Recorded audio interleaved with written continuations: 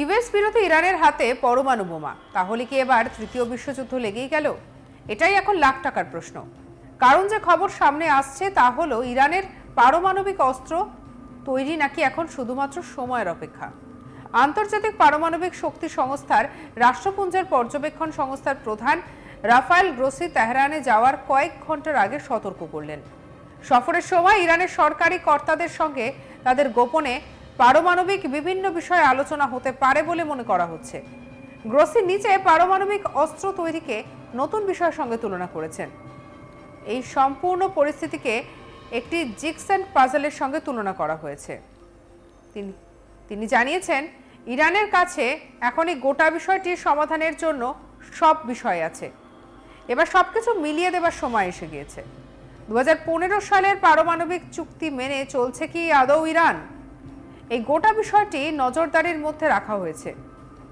ইতিমধ্যে মার্কিন প্রেসিডেন্ট হিসেবে তার প্রথম মেয়াদে অবশ্য এই চুক্তি থেকে সরে এসেছিলেন ডোনাল্ড ট্রাম্প। তিনি বলেছিলেন এটা খারাপ চুক্তি। এখন তার লক্ষ্য হলো সামরিক পারমাণবিক কর্মসূচি থেকে ইরানকে সম্পূর্ণরূপে বের করে আনা।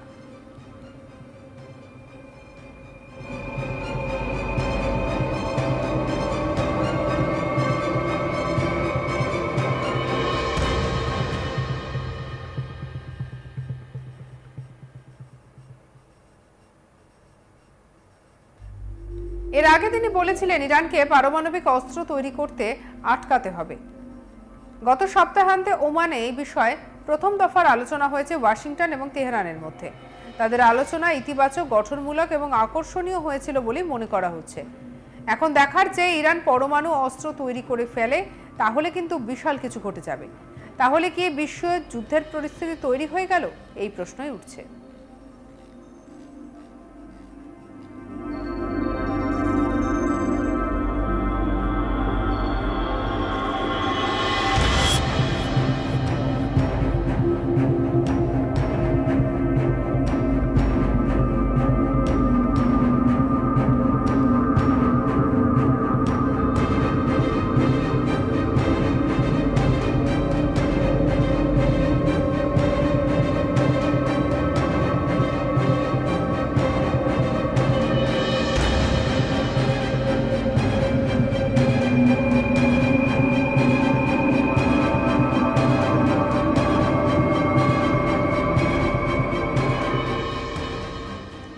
ইউএস বিরোধী ইরানের হাতে পরমাণু বোমা, তাহলে কি এবার তৃতীয় বিশ্বযুদ্ধ লেগেই গেল? এখন এটাই লাখ টাকার প্রশ্ন।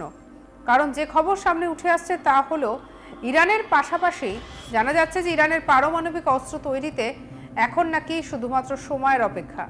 আন্তর্জাতিক পারমাণবিক শক্তি সংস্থা রাষ্ট্রপুঞ্জের পর্যবেক্ষণ সংস্থার প্রধান রাফায়েল গ্রোসি তেহরানে যাওয়ার কয়েক ঘন্টা আগে সতর্ক করলেন।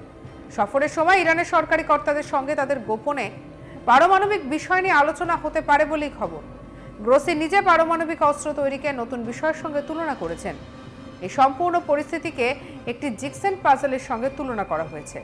তিনি জানিয়েছেন, ইরানের কাছে এখন এই গোটা বিষয়টি সমাধানের জন্য সব বিষয় রয়েছে। এবার সবকিছু মিলিয়ে দেওয়ার সময় এসে গিয়েছে।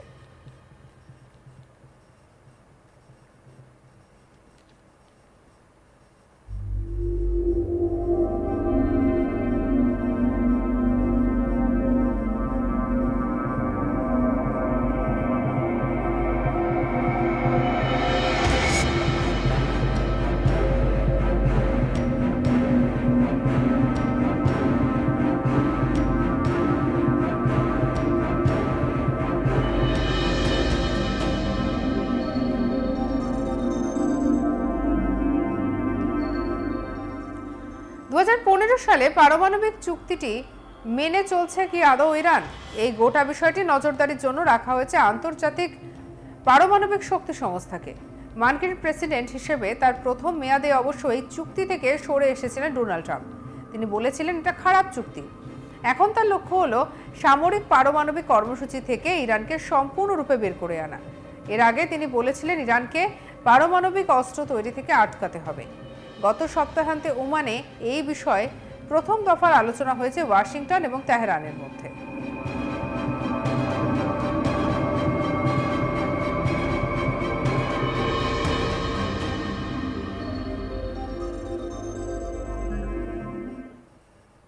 সঙ্গে রাখুন আজ তাক বাংলার ইউটিউব চ্যানেলকে। অন্যান্য খবরের জন্য লাইক, কমেন্ট, শেয়ার, সাবস্ক্রাইব করতে ভুলবেন না।